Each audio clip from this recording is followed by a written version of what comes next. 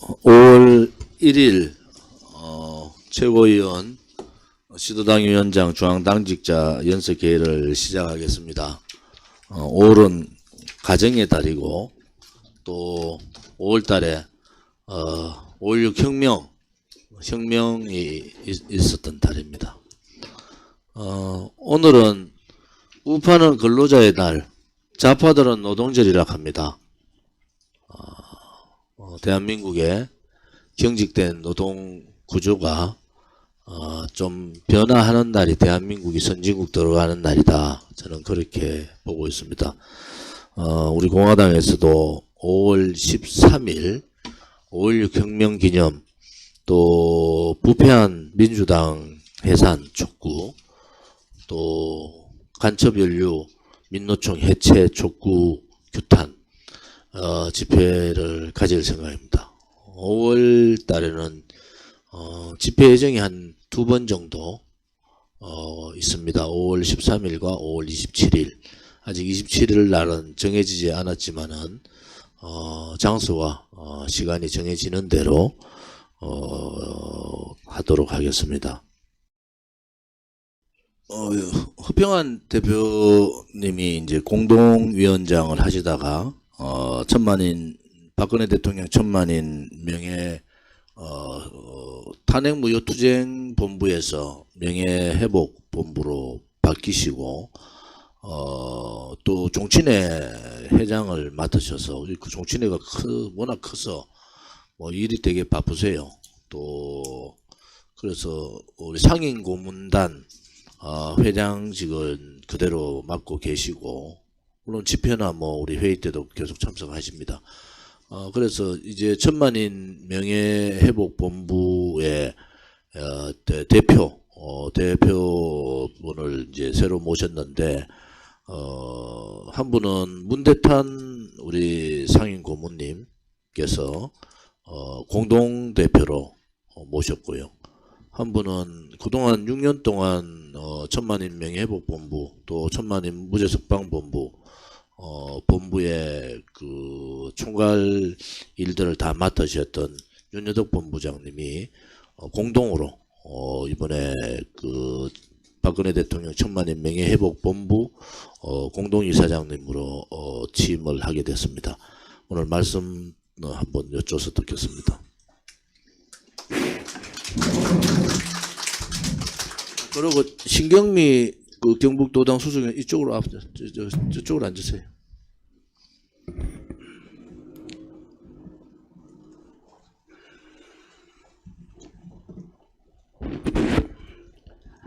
제가 일어나서 하는 얘기는, 인사를 드려야 할 일은 우리 동지님들이 도와주셔가지고 지금 여기까지 왔습니다. 앞으로도 많이 도와주셔야 될 것 같습니다. 책임당원 동지 여러분, 그리고 전국에 계시는 일반 당원 동지 여러분, 우리 공화당이 잘 될 수 있게끔, 밑거름을 칠 수 있게끔 우리 그 명예회복본부에 개인으로 내고 있는 분들한테 너무나 고맙습니다. 그래서 우리는 그거를 지키기 위해서 또 이렇게 일을 하고 있습니다만은, 앞으로도 조은인 대표님이 우리 당을 끌고 하는데 밑거름이 되고 힘이 될 수 있게끔 물심양면으로 도와드리겠습니다. 그리고 저 문 대표님이 오늘 오시려고 그랬는데 비행기 사정 때문에 예약이 안 돼가지고 못 오셨습니다. 앞으로 두 분과 상의해서 더 활기차게 우리 당에, 우리 공화당에 도움이 될 수 있게끔 열심히 일하겠습니다. 고맙습니다. 경남도당 위원장 인기 좋으시더라고. 멀리서 왔는데 화면 안 비춰주냐고. 오늘 한마디 하시죠.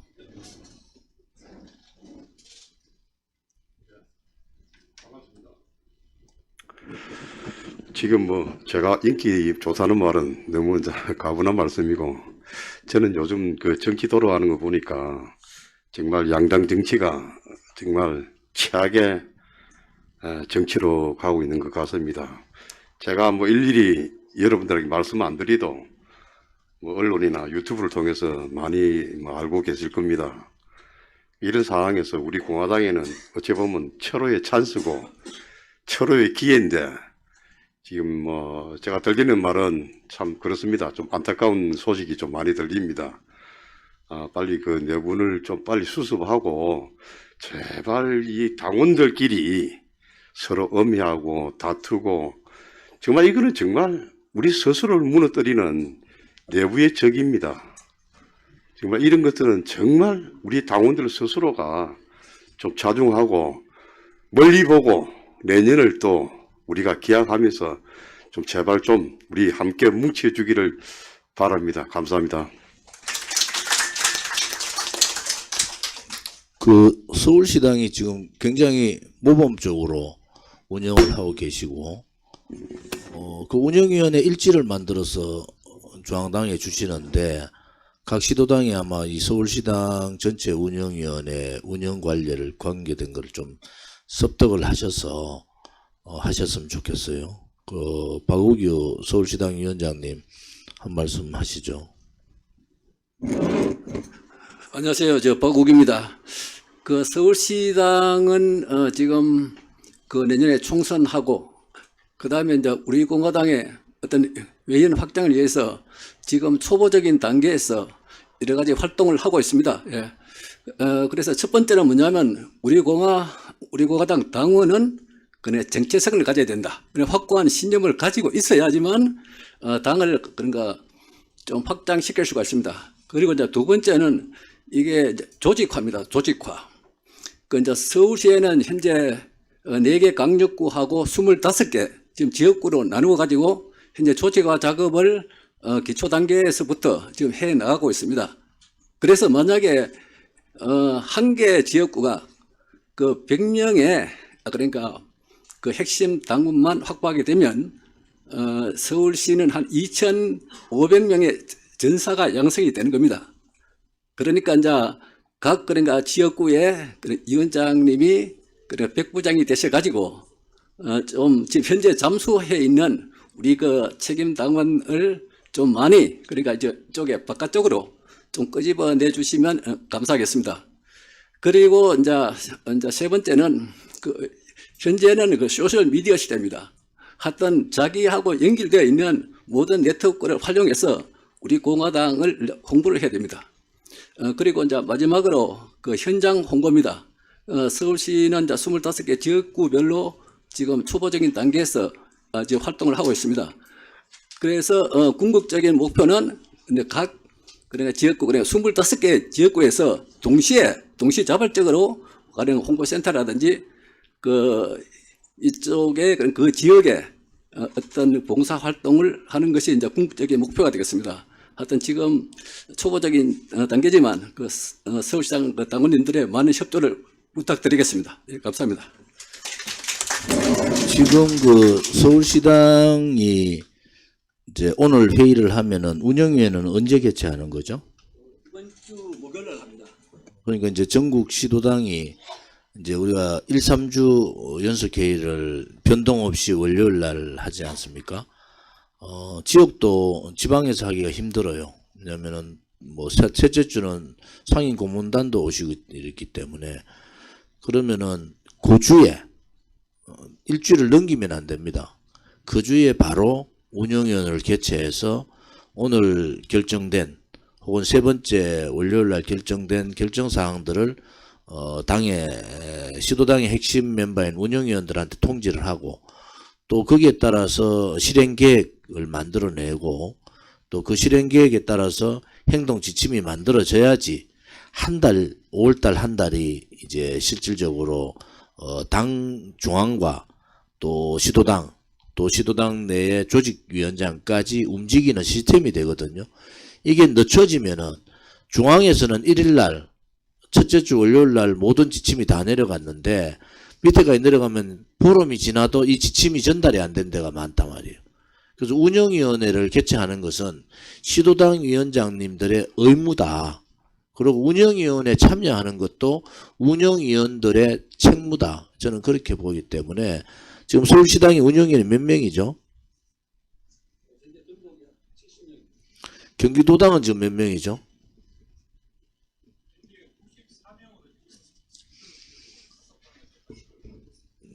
그래서 지금 경기도당이나 서울시당이 여러분들 아시다시피 여러 가지 어려운 경우를 겪었지만은 많은 분들이 당대표가 생각하는 당 간부화, 1만 명 간부화, 우리가 대통령 선거 끝나고 4천 명의 책임당원이 늘어서 5만 3천이 됐다고요? 이제 계속 늘어나고 있는데, 자, 그러면은 여기에 20%, 10,000명만 우리가 간부화를 만들어서 밖으로 나오는, 우리하고 뜻을 같이 해서 노출되는 그러한 간부들이 필요하다. 그 간부의 핵심은 뭐냐? 간부의 핵심은 최고위원이고 시도당 위원장이고 중앙당직자, 그리고 시도당의 운영위원들입니다. 여기 운영위원들을 많이 확보를 해야 된다. 또 하나는 지금 경제가 다 어렵잖아요.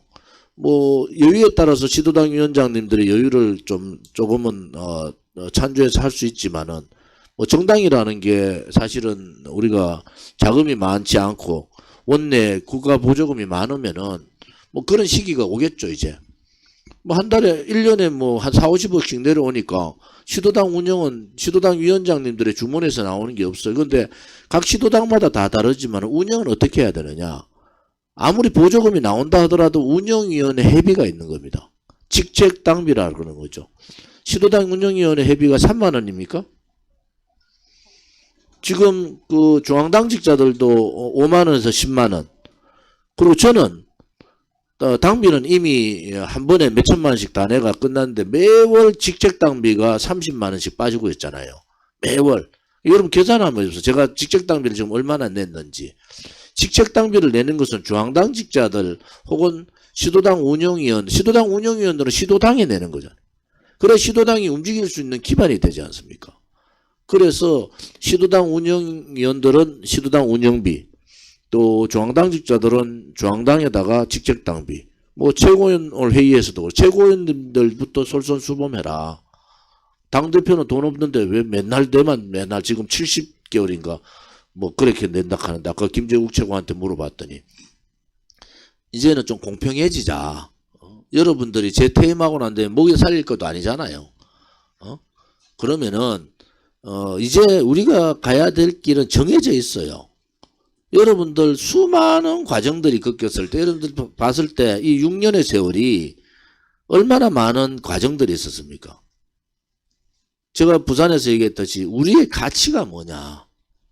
우리는 진실 정의라는 가치를 앞장 세우고, 그리고 자유로운 나라를 만들자, 이런 가치를 가지고 왔는데, 그렇기 때문에 우리의 도덕성은, 우리 공화당의 도덕성은 대단히 높습니다. 그게 당원들끼리 싸우는 그 자체도 우리의 가치에 맞지 않아요. 진실되지 못하다는 거야.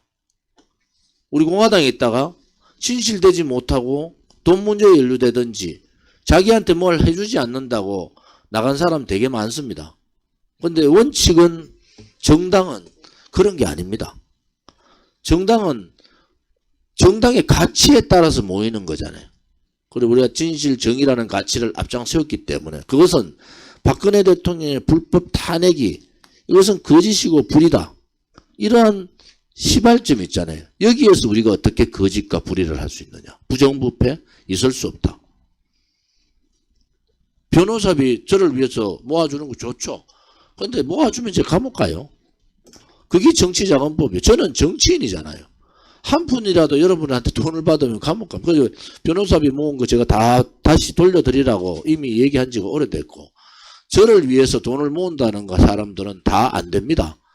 마음만 받을게요. 앞으로도 마찬가지입니다. 마음만 받을게요.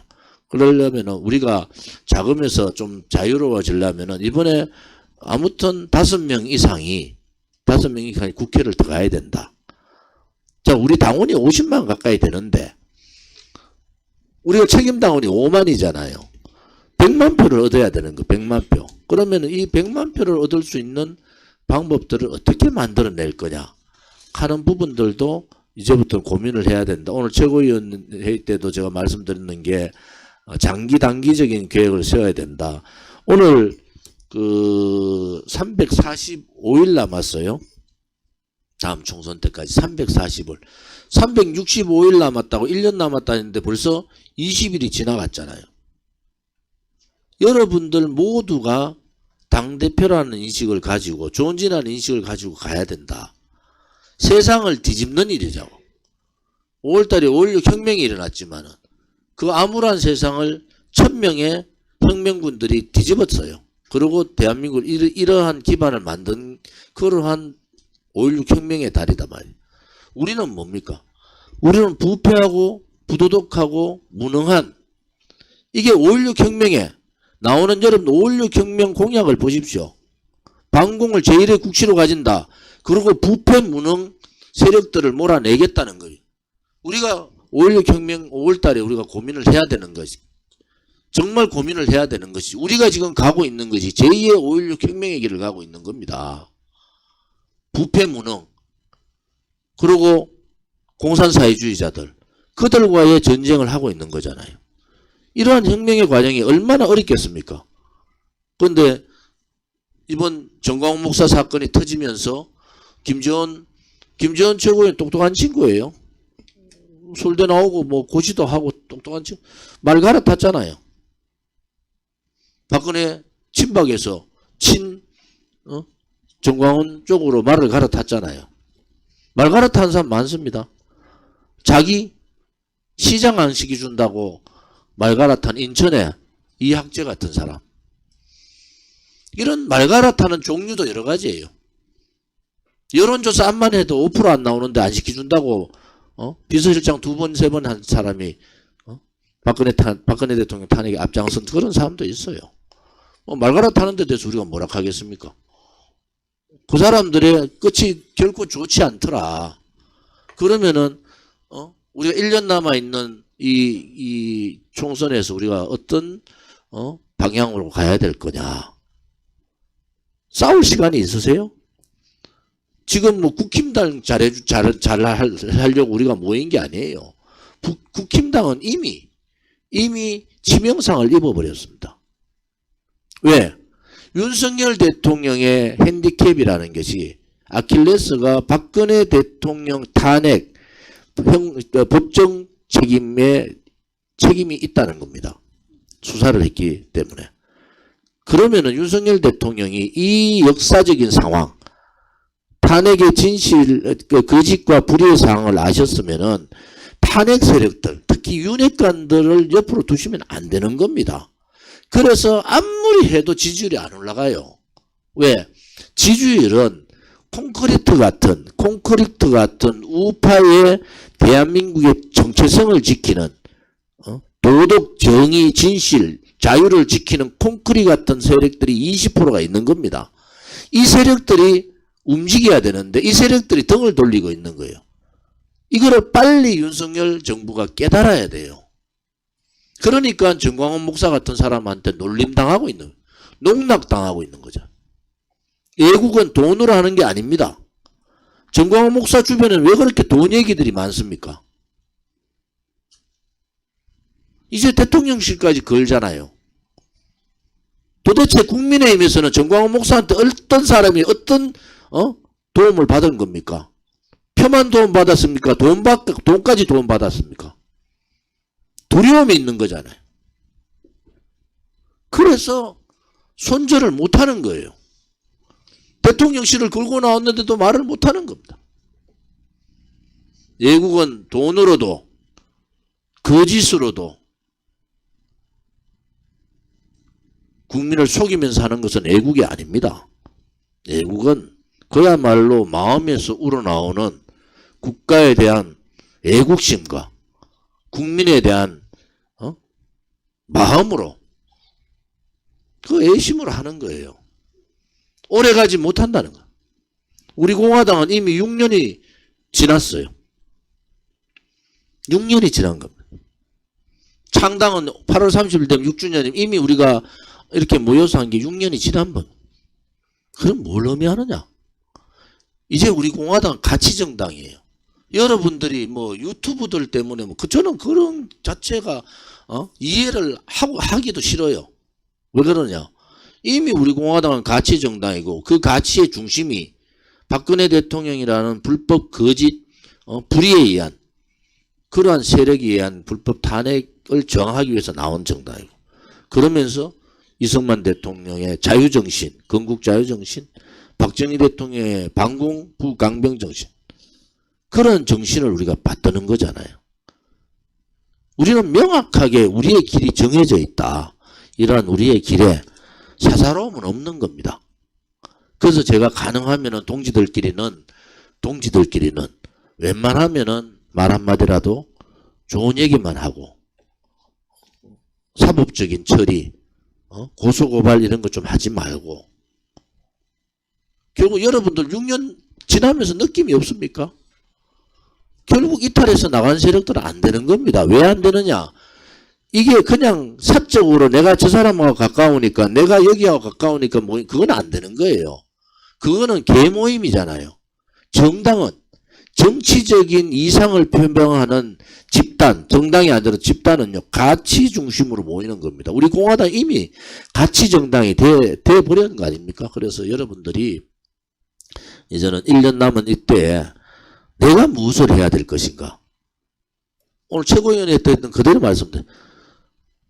여러분들이 좋은 진인데 내가 무엇을 해야 될 건가를 고민해야 된다.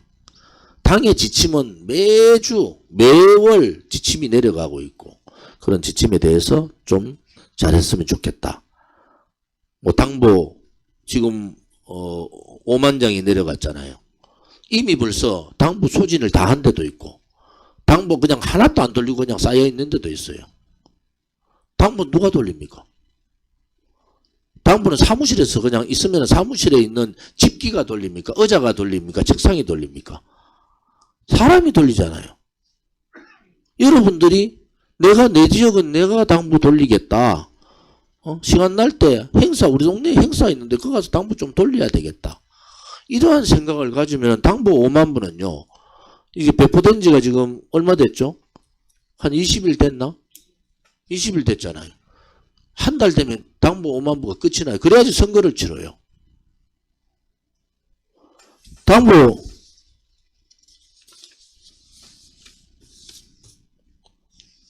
배포 현황, 당부 배포 현황, 당부 사용 현황 다 여기 적어져. 5월 13일 날 현수막 개첩 현황, 배포 현황 개첩 현황들. 현수막 여러분들 현수막 500장, 500장이요. 현수막 500장. 그러면은 현수막을 이미 다 걸어야 되잖아요. 이미.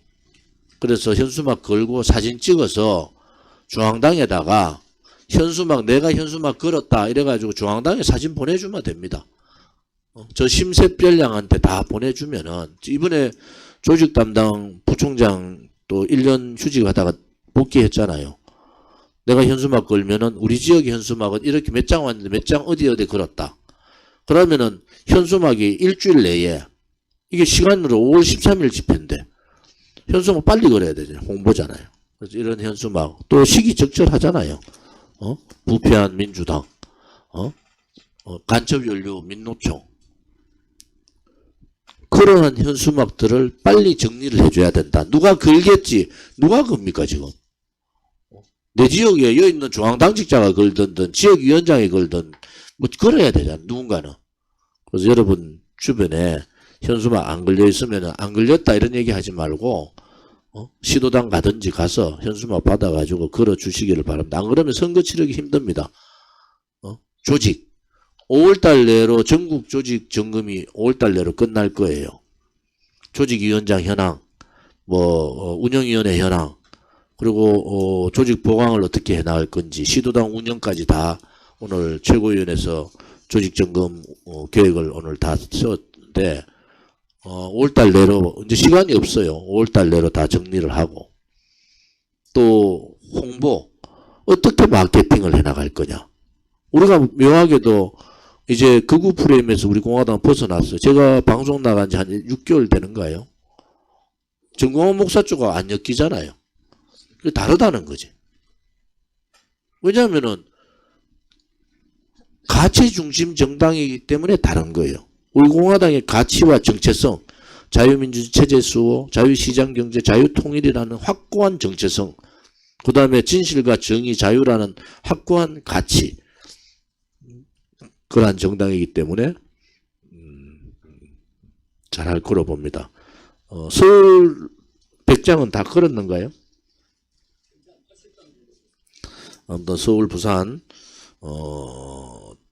부산도 뭐 조직 정비를 하고 있고, 경기도는 이번 주 목요일 날 운영위원회를 개최해서 경기도의 신임위원장을 뽑고, 이제 변혜룡 일부 총장은 물론 경기도 여러 가지 일에 도움을 주고 관여하겠지만은 이제 컴백을 해서 부산 대행 위원장 대행으로 내려가서 활동을 할 겁니다. 경북 위원장님도 사퇴를 하셨어요. 그동안에 마음고생이 너무 많으셨더라고. 왜냐하면은 이분이 굉장히 적극적이고 활동적이고 그냥 막 우리 초창기에 보시지만은 굉장히 열성적인 분인데 화재 이후에 여러 가지 내부적으로 비대위 일도 있고 또 그러다 보니까 활동을 못 하시니까 이쪽 저쪽에서 또 우리 공화당 사람들 참 모질게 말들 해요. 또 음해하고 또 뭐 이렇게 저렇게 그래서 지난 회의 때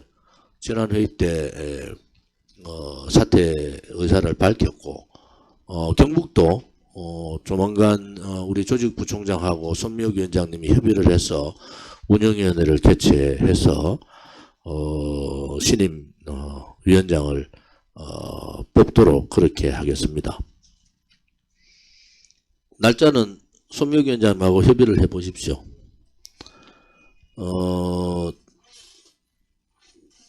그리고 이제 345일 남았을 때 제가 방금 말한 조직 1만 명의 우리의 핵심 간부 전사들을 어떻게 만들어내느냐, 홍보, 마케팅을 어떻게 국민들한테 극우 프레임을 벗고 우리가 대한정당으로 무능한 국민의힘보다 훨씬 낫다. 그러니까 10명이 국민의힘 10명을 찍으러 가는 사람에 한 사람이 지역구는 좋아 국민의힘 찍어주되 민주당 찍지는 않을 거예요. 그런데 이 비례대표는 우리 공화당을 찍자. 이렇게 가면 되는 겁니다. 그게 100만 표예요. 우리 당원이 배가운동에서 우리 50만 당원이 가족만 찍어도 200만 표 정도 될 거예요. 그렇게 나와 있는 우리 조직을 가동하고 그렇게 하려면 조직 점검을 해야 되죠. 그 다음에 우리가 한테 더 씌워진 이미지를 빨리 바꿔가지고 마케팅이나 홍보 전략을 써야 되고 세 번째 자금입니다. 요즘 제가 자금을 거의 일주일에 한 번씩 봐요. 그럼 뭘 의미하느냐? 자금에 우리가 활동을 하고 좀 이제 키워나가야 되는데 지금부터 한 10개월 동안 모든 준비를 하고 뭐 광고도 그렇고 현수막도 그렇고 우리한테 저런 기회가 왔고 태극기 집회도 마찬가지입니다. 이제 애국심을 가진 태극기 집회 분들이 어딜 가시겠어요? 정광훈 목사 쪽에 간다? 저는 그렇지 않다고 봐요. 없어요. 봤더니 우리 공화당의 이미지가 굉장히 바뀌어가 있다. 그래서 5월 13일 날 우리 최고위원님들이 집회가 굉장히 중요하다는 말씀을 하시는 이유도 5월 13일부터 역전의 계기로 만들어가서 이제는 이 태극기 집회의 동력도 배가를 해야 된다. 이게 굉장히 중요한 시점이다. 집회를 통한 우리의 동력도 바꿔나가자. 그런 생각을 갖고 있습니다. 오늘 이원동 석경 선생님은 뭐 대한민국에서 유명하신 문인화의 최고의 선생님이신데 격주로 우리가 연석회의 열리는 날 격주로 오후 3시 6시 반부터 8시까지 문인화 강좌가 있습니다. 저도 참석을 해서 1회 때 제가 들었는데 아무튼 무료죠, 무료. 대한민국 최고의 문인화 선생님을 이렇게 모신다는 것은 조건은 뭔지 아세요? 우려원대 조건은 우리 공화당 책임당원이어야 된다라는 게 조건입니다. 많은 분들이 참여하셔서 좀 차분해집시다. 물이나 하면서 좀 차분해지자고. 그래서 내가 내 성질에 도저히 못 이기겠다 하는 분은 문이나 강의에 직접 좀 참여해 주기를 바랍니다. 우리 공화당 라이브 TV가 이제 월요일 날 진순정 수석이 파티타임 화요일 날 그 김문현 박사가 경제라인 뭐 제목은 자기가 정하시겠다 하니까 화요일 날 다음 주부터 시작할 거예요. 수요일 날은 국제 이슈를 가지고 저와 이제 전희박 백악관 출입 기자하고의 대담. 목요일은 외부 인사를 모실 겁니다. 그 다음에 금요일은 조지철 최고위원님이 하시는 정치 삼국지. 이렇게 해서 월화수목금 매일 5시입니다. 시간 변동 없습니다. 여기는 매일 5시에 채널을 우리 공화당 라이브로 고정을 시켜서 매일 5시 월화수목금 매일 5시 해주시고 내일은 화요일은 없고 9일날 9일이죠. 8일날 8일이죠. 8일 화요일날 5월 9일입니까? 5월 9일날 그런 경제 강의가 있습니다. 그래서 월화수목금 오후 5시에는 여러분들이 꼭 들어야 될 내용들, 우리 공화당 당원으로서 들어야 될 내용들을 할 생각이니까 꼭 들어주시기를 바랍니다. 홍보관 가동 문제에서 이제 뭐 그 행사도 많고 날도 해서 공원에 사람들이 많이 나오시잖아요. 이제 각 조직위원장별로 홍보관 가동을 해주시기를 바랍니다. 각 조직위원장별로. 왜 조직위원장별이나 그러면 조직위원장이 지역을 맡고 있기 때문에 조직위원장이 홍보관 가동을 안 하면은 그 지역이 단체로 빠져버리거든요. 홍보관 가동은 우리 홍보물 있죠? 우리의 정체성, 가치, 공약이 적혀 있는 그 홍보물과 당보를 배포를 하고 입당을 받고 박근혜 대통령 명예 회복에 대한 서명을 받는 그러한 역할들을 하는 겁니다. 그래서 홍보관 가동은 선거 때도 저희들이 했잖아요. 그래서 각 조직별로 조직위원장 담당으로 해주시고 조직위원장이 아닌데 중앙당직자 되시는 분들은 자기 지역의 조직위원장이 활동이 안 되면은 중앙당직자들이 맡아서 하셔야 됩니다. 그러면서 뭐 많은 사람이 할 필요도 없이 한 3사람 정도 앉아서 옛날같이 막 이렇게 입당해 주십시오 서명 이렇게 하는 게 아니지 않습니까? 그래서 자연스럽게 와서 입당하고 서명하고 홍보지 가져갈 수 있도록 그렇게 해주기를 바랍니다. 이게 그 홍보의 굉장히 핵심입니다. 집회하고 홍보관하고 마케팅 그리고 우리 지면 홍보, 현수막 이러한 것이 맞물려 가면서 우리 공화당에 대한 전반적인 이미지가 업그레이드되고 알리는 데 굉장히 도움이 될 거다. 그래서 지금부터 변성근 조직위원장님이 시도당 위원장님들하고 협의를 하셔서 조직위원장별로 홍보관을 가동을 하겠다. 이런 일정들을 좀 잡아서 보고를 해 주시기를 바랍니다.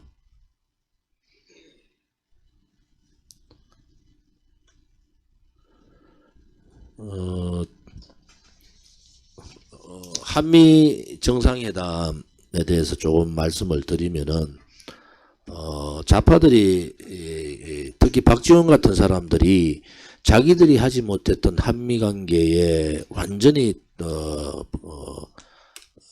금을 가게 만드는 거 아닙니까? 문재인 정권에서 안보실이나 국정원이 사소한 걸 가지고 딴지를 거는데요. 지금은 이미 전 세계가 신냉전의 시대로 간 겁니다. 우리나라에 의해서 간 게 아니고 러시아와 우크라이나 전쟁과 동시에 미국이 더 이상 중국의 발호를 볼 수가 없다 해서 중국 고립 정책을 쓴 거예요. 그러면서 이제 완전히 그 중국과 러시아는 유엔 안보리에서 북한 핵을 묵인 내지 조장을 하고 있습니다. 안보리에서 제재에 대한 모든 거부권 행사를 다 하고 있어요. 그럼 이미 북한 핵은 중국이나 러시아에 의해서 공인됐다고 보는 겁니다. 공인됐다고. 그리고 중국은요, 2035년에 공식 발표를 했어요. 핵탄두 1,500개, 핵탄두 1,500개를 전면 배치하겠다고 이미 선언을 했습니다. 그리고 3년 내에 대만을 독립시켜버리겠다. 자기 걸로 중국으로 귀속하겠다. 이렇게 선언을 했어요. 북한은 이미 100기 정도의 핵탄두가 있는 겁니다. 핵을 절대로 북한이 만들지 않겠다는 김대중 대통령부터 좌파 정권들이 지금의 북한의 핵 상황을 만들었잖아요. 그들은 입이 있어도 말을 하면 안 되는 겁니다. 국가의 존립의 문제는 삶과 죽음의 문제잖아요. 조금 더 잘 산다 못 산다의 문제가 아니고 삶과 죽음의 문제에 방어막은 쳐야 됩니다. 그것이 이번에 워싱턴 선언이라. 이미 신냉전은 우리에 의해서 전개된 게 아니고 미국과 중국, 미국과 러시아 그러한 힘의 역학관계에서 신냉전 구도가 갖춰졌다. 그래서 문재인 정권의 산불, 중국과의 산불 정책이 폐기됐다 이렇게 보시면 되는 겁니다.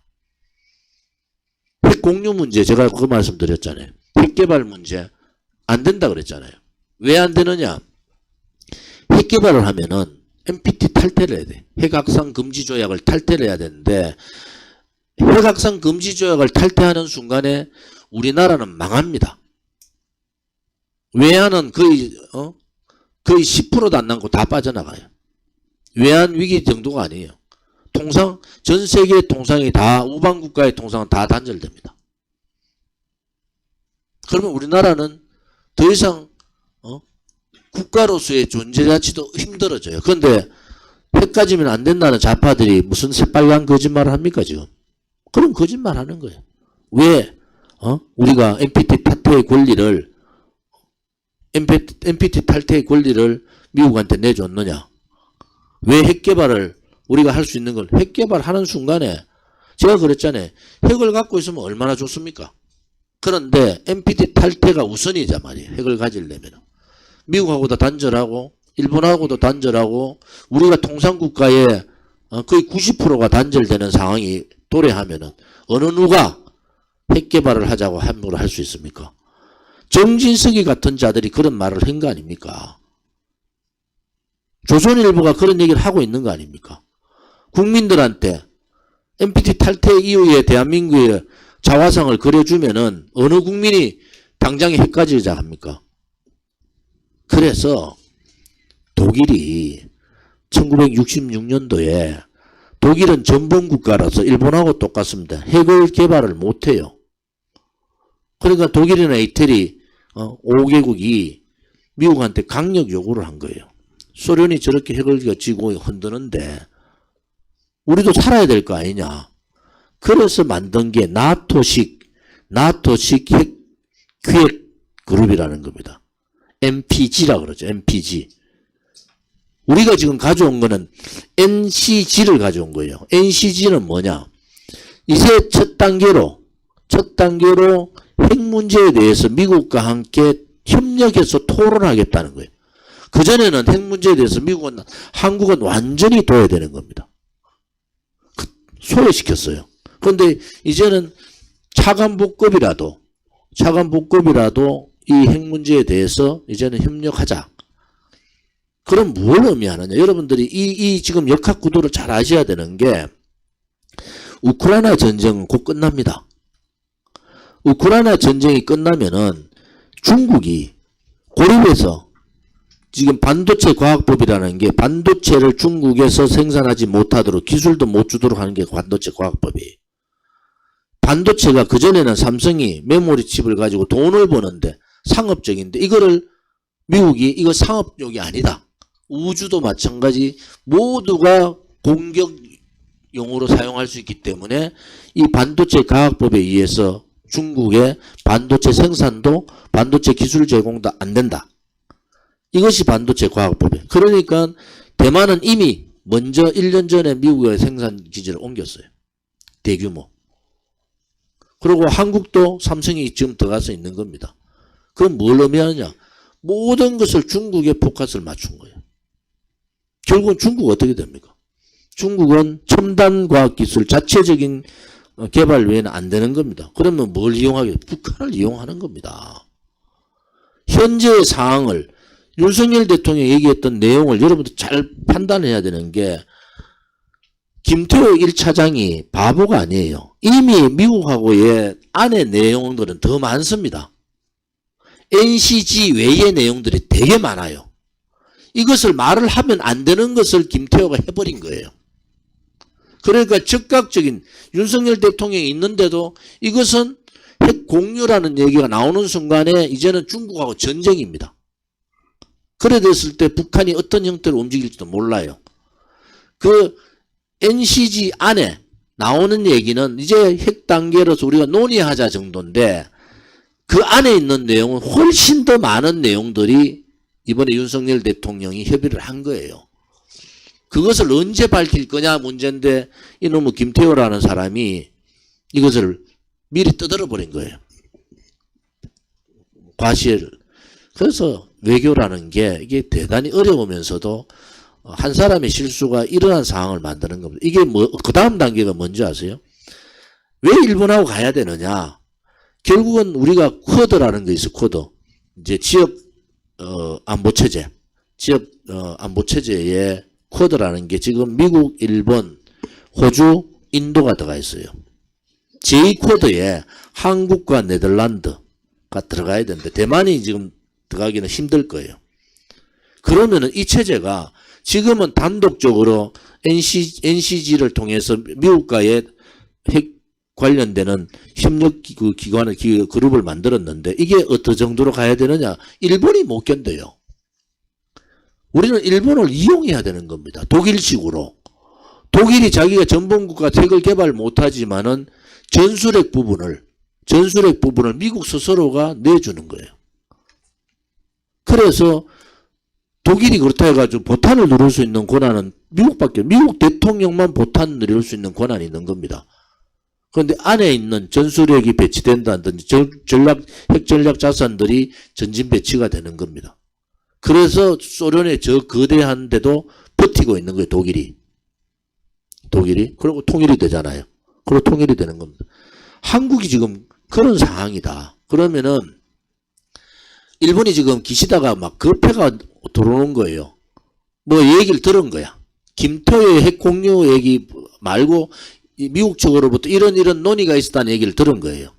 그러니까 기시다는 뭔가 와가지고 자기들의 이 북한 핵에 대한 공포를 또 이번 참에 독일식으로 가자 이런 생각을 갖고 있는 거야. 근데 이거를 물밑으로 가야 되는데 이게 밖으로 도출된 거잖아요. 그럼 결국은 여러분들 우리가 가야 될 길이 뭔가? 이제 중국과의 냉전 시대는 어쩔 수 없는 상황으로 된 겁니다. 그러면은 우리 단독의 방어 체제가 아니고 집단 방어 체제, 소위 우리가 말하는 반중 블록, 반공 블록을 형성을 해야 되는 거예요. 그러니까 호주가 굉장히 중요해요. 호주가 이미 미국과 영국과 호주가 그런 체제가 돼 있기 때문에 호주가 들어오면서 그런 동북아 아시아권의 이 집단 방어 체제가 되면은 이게 전 세계 방어 체제 스타일이 갖춰진다. 그래서 굉장히 중요한 시점입니다. 제가 51점 점수를 줬잖아요. 그건 뭐냐? 안의 내용이 너무 많다. 그것을 실행할 거냐? 그것을 우리가 가시적으로 볼 거냐 못 볼까에 문제만 남아있다. 그것을 가시적으로 못하면은 외교력이나 정보력이 미숙한 거고 그것을 가시적으로 해서 집단 방어 체제로 집단 반중국, 반러시아, 반북한 방어형 집단 방어 체제로 가면은 우리는 핵의 위험에서 굉장히 벗어날 수가 있는 거예요. 두 번째, 핵 전략 함수함, 잠수함, 그 다음에 전략 자산, 이제 수시로 한반도로 들어옵니다. 그건 뭘 하느냐? 폭격기 하나 떠도요, 북한은 비상 걸립니다.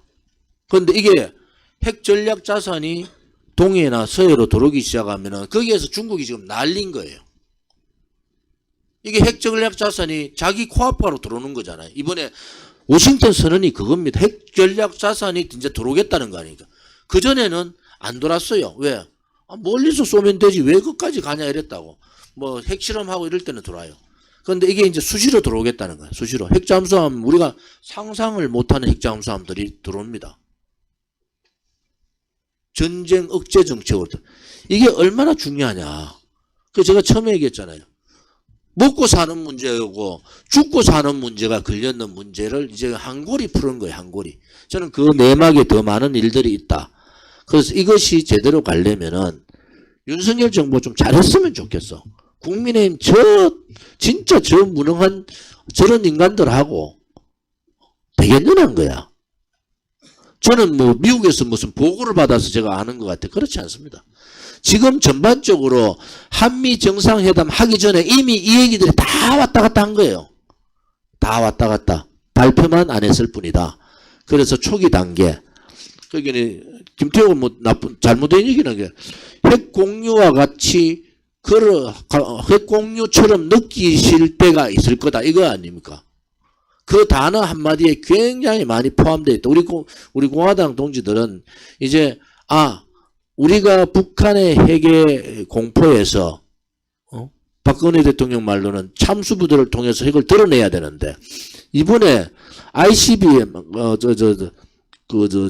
ICBM뿐만 아니라 여러 가지 이제 7차 핵실험 문제까지 막 들어올 거예요. CVID 얘기가 없었잖아요. 무슨 얘기인지 아세요? CVID 얘기가 없다는 건 핵을 폐기해야 된다. 끝까지 죽을 때까지 가가 너 핵 폐기시키겠다 아닙니까? 그 얘기가 없어요. 그럼 뭘 의미하는 거예요? 이제 북한 핵 보유국으로 인정을 못하지만 네가 핵 가진 거는 인정한다. 거기에 대한 대책을 세우겠다는 겁니다. 지금. 그래서 친중 정권인 문재인 정권에서 삼불의 친중의 핵심적인 중국에 대한 삼불 정책이 폐기되고 워싱턴 선언을 통해서 핵의 다자핵 방어체제가 지금은 1대1 핵이라 하지만은 이제 일본이 이제 들고 나오잖아요. 일본에 핵을 가는 게 아닙니다. 다자 방어체제 안에 호주와 일본과 한국과 인도까지 그 다음 그런 다자 방어체제를 갖추겠다. 이게 핵심입니다. 그 다음에 경제 문제, 뭐, 반도체 과학법이라든지 IRA 같은 경우는 불확실성을 없애고, 뭐, 제가 얘기했잖아요. 한 300조 갖다 줬잖아요, 미국에. 근데, 미국에 지금 갖다 줄 수밖에 없어요. 왜냐하면, 미국이 다 제동 건다고. 중국도 제동 걸고. 우리 가는 데마다 다 제동을 거는 거예요. 이래 풀면서, 우리 핵원전에 대한 그러한 원기술에 대한 그러한 특허 문제 이런 것까지 다 풀 수 있는 고리를 연결해 놓은 거다. 그래서 저는 이번에 적절한 시기에 한미 정상회담은 잘했다.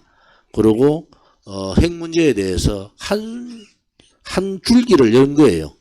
이제는 중국과의 등거리 외교가 아니고 완전히 한미 동맹, 한미일 연대, 지역 방어 체제 이러한 시스템이 됐다 이래 보시면 됩니다. 여러분들이 오늘 제가 했던 얘기를 좀 돌려보셔서 이 내용들을 좀 숙지를 하시고 그런 부분에 대해서 그렇다고 뭐 윤석열 대통령이 아직 행동으로 나오지 않는 상태에서 실행되지 않는 상태에서 우리가 마냥 박수만 칠 수는 없다. 그래서 제가 51점을 준 거예요. 이것이 제대로 실행되면 80점까지 완벽은 없으니 80점까지 점수를 얻을 수 있다는 얘기를 오늘 한 거 아닙니까? 그래서 이런 부분에 대해서 여러분들 좀 고민을 해보자. 그래서 우리 공화당 라이브를 꼭 보시라는 겁니다. 우리 공화당 라이브를. 유튜브 방송에서도 가능하면 우리 공화당 라이브하고 겹치지 않도록 해주기를 바랍니다.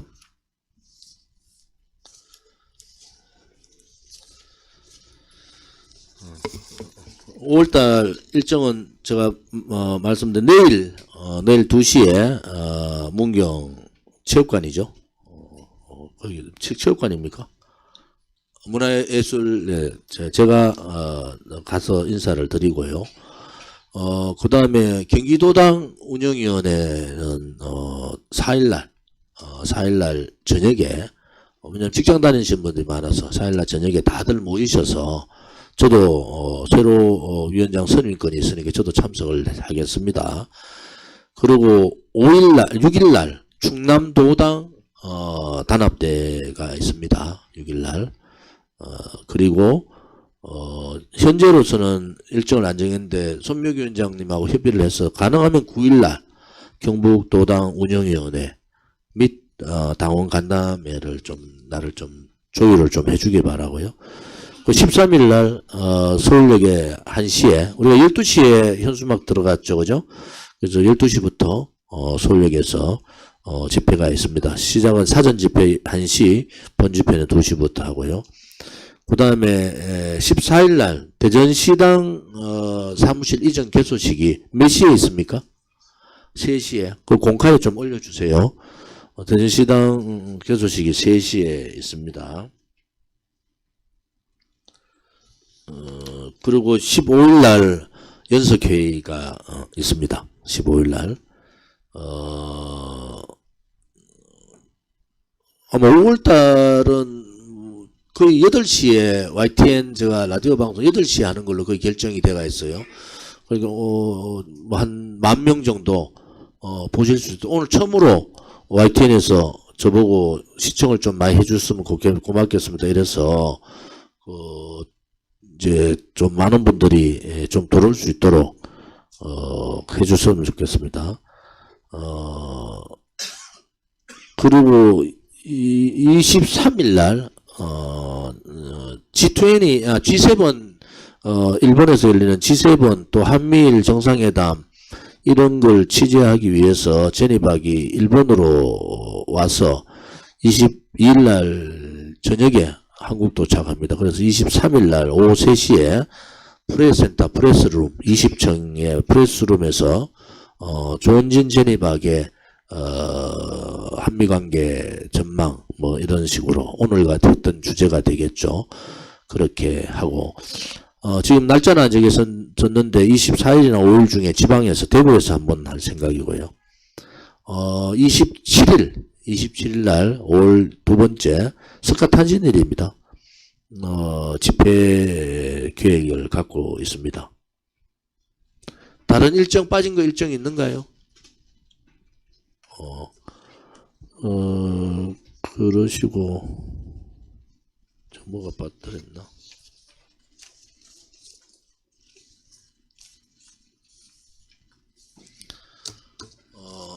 집회를 다시 가동하기 때문에 자금이 필요합니다. 특별당비 후원금 적극적으로, 또 직책당비 밀리신 분들 직책당비 한목에 좀 내주세요. 직책당비 내지 않는 당직자는 당직자의 책무를 못하고 있다. 이렇게 보시면 됩니다. 각자 가슴에 손을 얹고 반성하시기 바랍니다.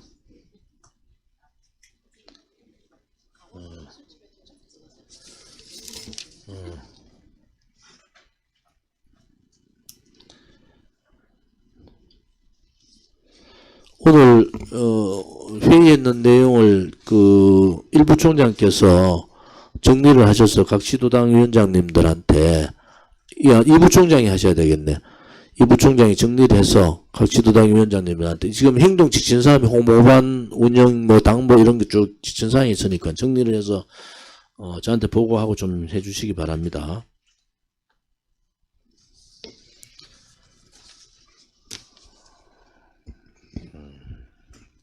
(5월 5일) 어린이날, 5월 8일 어버이날, 서성의 날. 서성의 날은 며칠이에요? 5월 15일 서성의 날. 5월 16일 5.16 혁명의 날. 전체가 우리 가정의 달이고 5.16 혁명의 달입니다. 5월달 투쟁을 하더라도 가정이 좀 편해야 되지 않겠습니까? 그래서 제가 집에 가면은 마누라한테 꼼짝을 못합니다. 여러분들도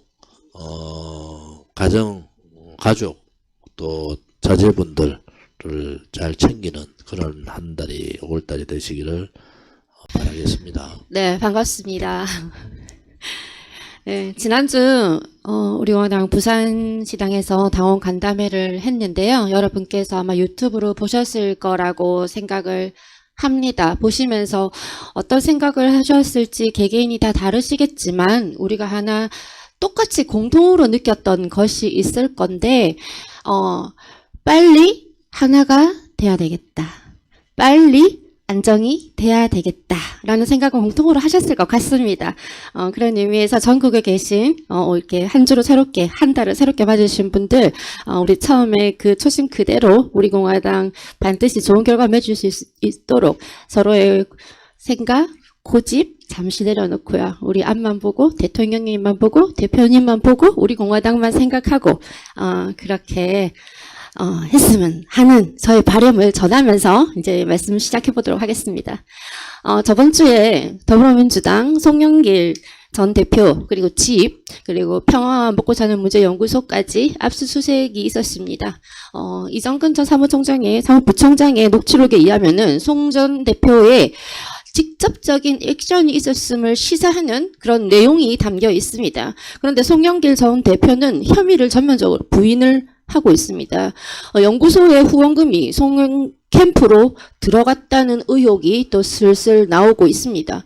이러한 때 이루어진 압수수색은 송영길 전 대표의 직간접적인 연관성 그리고 검찰의 강한 수사 의지를 표명하는 것이라 판단하고 싶습니다. 철저한 엄정 수사에 대한 국민의 기대를 가져봅니다. 송영길 전 대표는 귀국 당일 온라인으로 민주당에 탈당계를 제출했다고 합니다. 탈당은 도피입니다. 이정근 녹취록에 의하면 다시 한번 말씀드리지만 분명히 영길형이 뭔가를 하기는 하였나 봅니다. 근데 영길이 형 거짓말하면 안 됩니다. 거짓말하면 안 되는 것입니다. 자, 정치적 도의적 책임을 반드시 지겠다라는 송 전 대표 얼핏 들으면 무척이나 책임감 있는 말처럼 들리기도 합니다. 책임이란 단어가 들어갔기 때문에. 그렇지만 이는 국민을 속이는, 국민을 기만하는, 국민을 농락하는 거짓말일 뿐입니다. 정치적 책임은 탈당이 아니라 의원직 사퇴입니다. 송구하다라는 것이 도의적인 책임입니까? 국민 앞에 본인을 뽑아준 유권자 앞에 그리고 민주당 당원들 앞에 무릎을 꿇고 사죄하고 의원직 사퇴하는 게 도의적 책임입니다. 정치적 도의적 책임의 귀결은 바로 의원직 사퇴라는 점 확실하게 밝히고 싶습니다. 그리고 거기다가 법적 책임까지 져야 한다는 점을 송 전 대표는 명심하시기 바랍니다. 법을 만드는 자들이 법을 알기를 우습게 알고 법을 지키지 않는다면 법치주의에도 맞지 않고 국민의 법 정서에도 맞지 않습니다. 또한 나라 돈으로 녹을 받는 사람이 돈 알기를 우습게 알고 돈 선거를 하고 돈의 양심을 판다면 녹을 먹을 자격이 아예 없는 것입니다. 이런 상황에서 송 전 대표의 탈당이 민주당에게는 안도할 수 있는 일일지는 모르겠으나 송 전 대표는 돈을 하늘에다가 뿌렸습니까? 땅바닥에다가 뿌렸습니까? 준 자가 있으면 받은 자가 반드시 있는 법. 누가 받았는지 끝까지 밝혀내야 하겠습니다. 받은 사람 한 사람도 빠짐없이 발본 세건해야 합니다. 그렇다면 몇 명이나 과연 살아남을 수 있을지, 민주당이 초토화되는 것은 아닌지 그런 생각이 듭니다. 민주당은 초토화될지 모르는 게 아니라 반드시 초토화되어야 마땅합니다. 영길이 형의 봉투가 어디까지 어떤 경로로 얼마나 뿌려졌는지 소상히 밝혀내야 할 것입니다. 자, 이러한 민주당의 악재 속에 국민의힘 지지율을 보면은 국민의힘 역시 떳떳하지 못하니까 거저 얻어걸린 기회도 못 잡고 있는 모양새입니다. 김연아 전 의원의 불법 정치 자금 모금에 대한 의혹이 수면 위로 올랐고 지금 현재 수사가 진행 중인 상황입니다. 양심이 썩은 자들에게 필요한 건 여러분 뭐라고 생각하세요? 갱생을 시켜야 하는데요. 이 갱생을 잘하는 곳이 바로 대한민국의 교정국입니다. 예, 대한민국 교정국에서 무료로 갱생을 시켜줄 테니까요. 자, 검찰의 수사 반드시 결과를 얻어내기를 바랍니다. 대한민국에서 그나마의 정의가 살아있다면 범죄자들에게는 그에 합당한 처벌이 주어져야 할 것이고요. 국민을 농락하는 정치인들에게는 국민의 철퇴가 가해져야 한다는 점 다시 한번 여러분께 강조드리고 싶습니다. 이상입니다. 네, 오늘 서두에 우리 조원진 대표님께서 이번 5월 13일 집회의 중요성에 대해서 말씀을 하셨습니다. 5.16 혁명 제62주년이기도 하고요. 그래서 5.16의 그 혁명 정신을 오늘날의 그 시대에 우리가 구원해야 될 그런 때가 지금 왔다고 봅니다. 여러분 역사를 잘 아시겠지만 5.16 혁명 당시와 지금 상황하고 똑같습니다. 5.16 혁명 당시에도 4.19 이후에 종북 좌파들이 얼마나 날뛰었는지 심지어 시청에서 횃불 집회, 그 당시 이미 횃불 집회를 시청에서 해가지고 윤보선 대통령이 너무 심각하니까 밤에 몰래 그 민간인 복장으로 밤에 갔다가 그 장면을 보고 깜짝 놀란 거예요. 그래서 장면 정권한테 이거 빨리 대처를 하라고 했는데 그 당시 장면 정권이 또 무능해서 그걸 제대로 대처하지 못하는 그런 상황이었습니다. 오늘도 똑같잖아요. 종북 좌파가 촛불로 난동을 부렸고 그거를 그 당시 집권 여당에서 제대로 대처를 해야 되는데 대처하는 정도가 아니라 오히려 내각질을 하려고 반역해가지고 타협해서 정권을 뺏긴 거 아닙니까?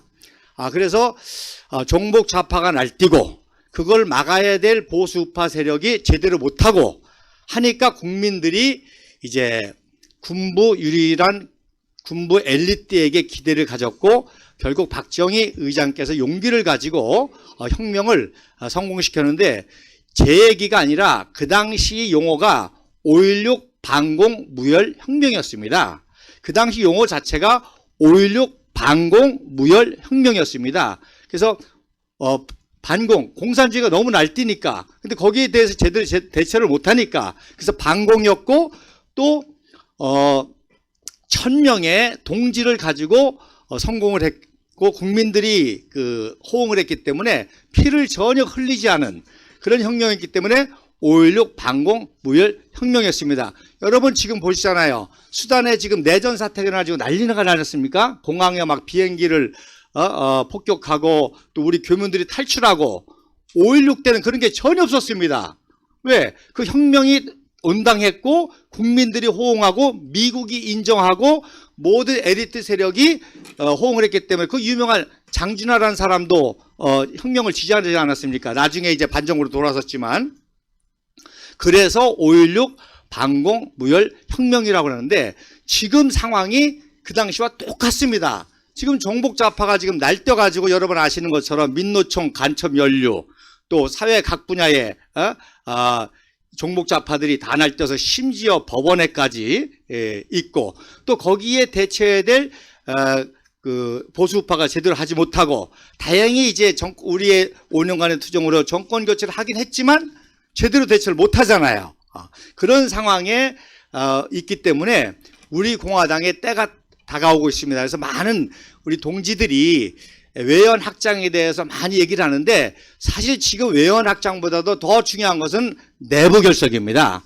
5.16 혁명 당시와 같이 1000명 정도만 생명을 걸 때 혁명에 생명을 건 1000명만 있을 때 국민들의 지지를 받아가지고 성공할 수 있었던 것처럼 지금도 마찬가지입니다. 우리 공화당이 5년 6년 동안에 이런 투쟁을 통해서 우리가 정말 혁명 동지로서 혁명 세력으로서 똘똘 뭉치게 될 때 그럴 때 박근혜 대통령과 또 우리 국민들과 또 건전한 보수파의 지식인들이 정말 숨어있는 지식인들이 많이 있기 때문에 그렇게 순식간에 외연 확장으로 성공할 때가 다가오고 있다고 믿습니다. 그래서 우리가 정말 이 동지애를 가지고 우리가 내부 결석하는데 각 시도당별로 또 모든 단체별로 그렇게 결석해 나갈 때 분명히 때가 오리라고 믿습니다.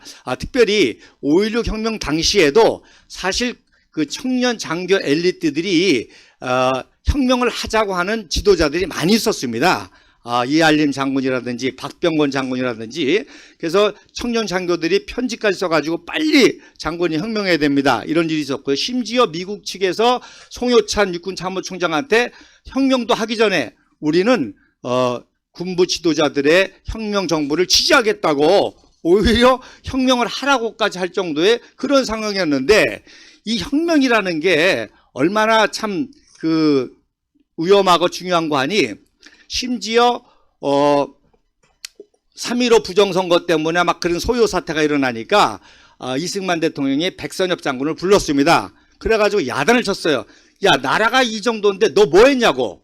뭐 친위 쿠데타 하라는 얘기였거든요. 나라가 이렇게 혼란한데 니네들 내가 키워가지고 미국 유학 보내고 했는데 이런 때 그야말로 혁명을 해야지 뭐 했느냐고 막 야단을 쳤습니다. 그러니까 백선엽 장군이 사실 용기가 없었다고. 그러니까 이게 전쟁터에서 생명을 걸고 싸우는 거하고 혁명하고는 전혀 다른 겁니다. 전쟁터에서 나가서 싸우다가 지더라도 순국이고 순직이잖아요. 예? 그러니까 다부동 전투에서 백선엽 장군은 권총 들고 나가서 싸워 그런 용기가 전쟁터에서는 있을 수 있는데 혁명은 그게 아니거든요. 왜? 이게 성공하면은 다행이지만 실패하면 뭐예요? 역적이 되니까 용기를 못 내는 거예요. 그 당시 상황이 그랬습니다. 그러니까 이 백선엽 이승만 대통령이 그러면 백인엽이는 뭐 했어? 그랬더니 백인엽이는 실제 병력을 지휘할 수 있는 육군대학 총장인가 있기 때문에 잊지 못했습니다. 그렇게 얘기를 했었단 말입니다. 그러니까 무슨 얘기냐? 혁명이라는 거는 마지막으로 혁명이라 이렇게 생명을 걸 뿐만 아니라 이거는 정말로 역적이 되느냐 아니냐기 때문에 아무도 용기를 못 낼 때 박정희 장군만이 생명을 걸고 용기를 낸 겁니다. 여러분, 우리가 태극기 집회할 때 그거였지 않았습니까? 태극기 대한애국 혁명이라고 했는데 정말 이런 세력이 있는데 그걸 지도할 지도자가 없지 않았습니까? 그때 조원진 의원께서 나오셔가지고 우리와 함께 했기 때문에 우리가 이제 더 동지애로 똘똘 뭉쳐서 우리 공화당이라는 이 당으로 이 동지로 똘똘 뭉치게 될 때에 우리의 지도자와 함께 이 태극기 대한애국 국민혁명을 성공할 수 있으리라고 믿습니다. 더 단결하시고 하나 되시고 서로 도와주시고 이해하고 용서하고 인내하고 나갈 수 있는, 그래서 이번 13일 날 집회에 아주 폭발적인 결집에 다시 전기가 될 수 있기를 바랍니다. 감사합니다. 예, 지난 연석 해유 전국 홍보관에서 활동해 주신 우리 당원 동지님, 그리고 이번 5월 13일 5.16 반공 혁명 정신을 계승하는 이 집회에 현수막 개집하신 동지님, 그리고 전국에서 전단지 배포해 주신 동지님께 감사하다는 말씀 먼저 올립니다.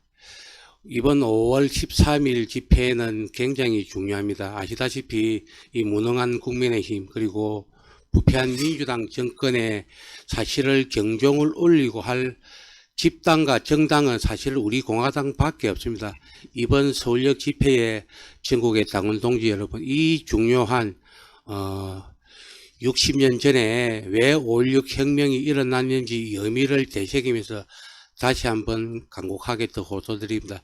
이번 5월 13일 5.16 혁명 반공 정신에 걸맞는 그런 집회의 장이 국민의힘과 윤석열 정부 그리고 민주당의 경종을 울릴 수 있도록 많은 동지님들의 참석을 다시 한번 더 호소드립니다. 예, 감사합니다. 안녕하십니까, 이명호입니다. 오늘이 그 근로자의 날입니다. 또 마치 국회에서는 지금 소위 그 노란 봉투법이라는 게 지금 괴뢰 중에 있고요. 주 69시간 그 근로 중에서 일단 그 정부에서 정책 혼선을 지금 빚고 있고 이런 시점에 와 있어요. 그리고 특히 그 민주당은 뭐 국민들 선동하고 선동 정책이 형표해서 지금 국민들이 사실은 이 노란 봉투법에 대해서 잘 모르고 인지를 못하는 경향이 많이 있습니다. 근데 이제는 이제 우리 국민들이 좀 깨달아야 된다 이런 생각을 합니다. 또 지금 한미 동맹 70주년이라고 그래요. 근데 70년 동안에 이렇게 이제 여러 가지 뭐 변화도 있었습니다만, 이젠 새로운 청사진을 좀 꺼낼 때가 됐다. 이런 말씀을 드립니다. 그리고, 민주주의를 그 위협하는 가짜 뉴스를 특히 그 민주당 쪽에서 선동의 그 정치로 이렇게 쓰고 있는데, 이러한 부분도 이제 국민들이 깨달아야 된다. 이런 이제 말씀을 드리고 싶습니다. 그리고 특히 그 북핵 그 위협에 대응하는 그 확장 억제 강화에 대해서는 이 정부가 지금 정말 심도 있게 생각을 해봐야 된다. 이런 말씀 드립니다. 그리고 그 북한의 그 인권 그 유린 참상에 대해서는 우리 국민들이 이제는 너무나 잘 알고 있습니다만, 더 심각하게 우리가 좀 생각을 해야 될 때가 왔다. 이런 말씀 드립니다. 특히 요즘에 그 전세 사기 그 뭐 대책에 대해서 어쨌든 여야 간에 이렇게 합의해서 뭐 이렇게 뭐 어쨌든 간에 조율 중에 있는 것 같아요. 그런데 왜 그렇게 그 좌파나 민주당 쪽에서는 퍼주기식, 또 이 무능한 정부에서는 끌려가는, 여나 야나 아주 지금 뭐 형편없는, 아마 그 우리나라 정치 역사상 가장 무능하고 가장 부패한 양당이 아닌가 이런 생각을 해봅니다. 근데 문제는, 본질은 국민 세금을 막 퍼줘도 안 되잖아요. 정부에서 언제 뭐 전세 사기 맞으라고 계약하려는 거 아니지 않습니까? 대책을 세워도 국민이 납득할 수 있는 대책을 좀 세워라. 이런 말씀을 드립니다. 이건 더 이상 그 퍼주기식 주장을 하는 민주당, 또 국민 세금을 자기 멋대로 쓰려고 하는 국힘당, 두 당 다 정신 좀 차리기 바랍니다. 그리고 당원 동지 여러분, 5월 13일 우리 그 서울역 집회가 가장 중요한 집회라고 생각을 합니다. 여러분께서 늘 시간 있을 때마다 제가 말씀을 드리지만,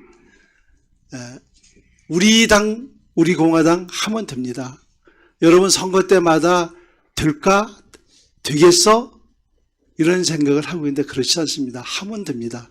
여러분들이 한 사람, 두 사람 투표장을 들고 나오면 반드시 국회에 입성을 합니다. 꼭 그런 의미에서 특히 5월 13일 서울 집회는 우리 당의 살이 걸린 집회다. 이런 말씀을 전해드립니다. 당원 동지 여러분, 특히 50만 우리 당원 동지 여러분, 한 분이 한 분씩이라도 서울역에 좀 이렇게 좀 같이 나오셔서 그날은 정말 이 썩어 빠지고 무능하고 이런 양당을 좀 뻔때를 보여줄 그런 집회가 됐으면 하는 생각을 합니다. 또 특히 요즘에 우리 공화당을 흉내내고 우리 공화당을 그냥 가끔씩 하다가 엉뚱한 소리 하는 전 뭐라는 그 목사 그 집회가 있지 않습니까? 이제 실체가 드러났지 않습니까? 국힘당한테, 국힘당 발목 잡고 지금 이래가지고 이제 오고 갈 데가 없어요. 갈 길도 없고 명분도 없지 않습니까? 이럴 때일수록 우리 공화당이 정말 힘을 합쳐서 온 우리 그 당원들이 똘똘 뭉쳐서 하여간 이번 서울역 집회에 많은 당원들이 오셔서 하여간 힘차고 단결된 모습을 보여줬으면 하는 바람입니다. 감사합니다.